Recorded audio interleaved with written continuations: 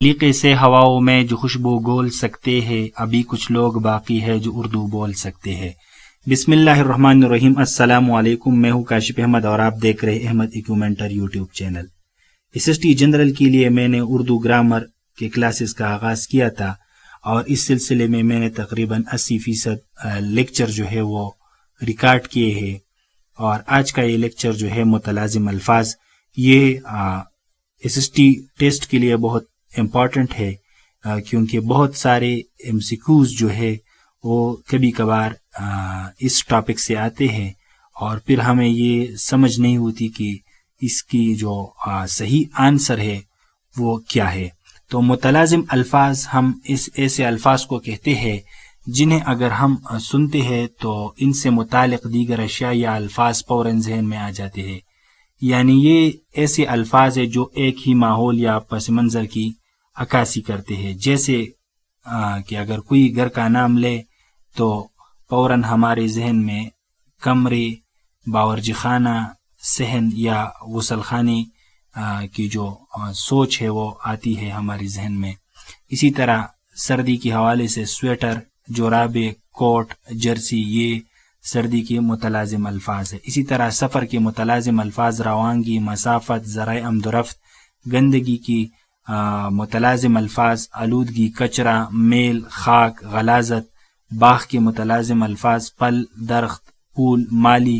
School کے متلازم الفاظ اساتذہ، کمرہ، جماعت، تفریح، گراؤنڈ، علم، تعلیم۔ کھیل کے متلازم الفاظ میدان، ورزش، تفریح وغیرہ ہے۔ پھر اگر ہم کچھ اضافی معلومات ہے اس کے بارے میں بھی اگر ہم ڈسکس کریں تو انگلش میں آپ نے پڑھا ہوگا پریفکس اور سفکس۔ پریفکس کو ہم اردو میں سابقہ کہتے ہیں اور سفکس کو ہم لاحقہ کہتے ہیں۔ سابقہ وہ علامت ہے جو کسی لفظ کی شروع میں لگا کر نیا لفظ ہم بناتے ہیں، جیسے کہ اگر آپ دیکھ لیں تمیز سے پہلے اگر ہم بد لگائے تو یہ بد تمیز ہو جاتا ہے۔ اسی طرح گناہ سے پہلے اگر ہم بے لگائے تو یہ بھی گناہ ہو جاتا ہے۔ اسی طرح لائق سے اگر ہم پہلے نہ لگائے تو یہ نالائق ہوتا ہے۔ تو یہ بد، بے اور نہ، یہ جو سارے ہیں یہ سابقے ہیں، اور انگریزی میں ہم اسے پریفکسز کہتے ہیں۔ اسی طرح اردو میں جو سفکس لاحقہ ہے، جسے ہم انگریزی میں سفکس بھی کہتے ہیں، وہ علامت جو کسی لفظ کے آخر میں لگا کر نیا لفظ بن جائے تو اسے ہم لاحقہ بھی کہتے ہیں۔ جیسے دولت کے آگے اگر ہم مند لگائے تو دولت مند، ہول کے آگے اگر ہم انگیز لگائے تو ہول انگیز، اور قلم کے آگے اگر ہم دان لگائے تو قلم دان۔ تو یہ سارے سابقوں اور لائقوں کی مثالیں تھی۔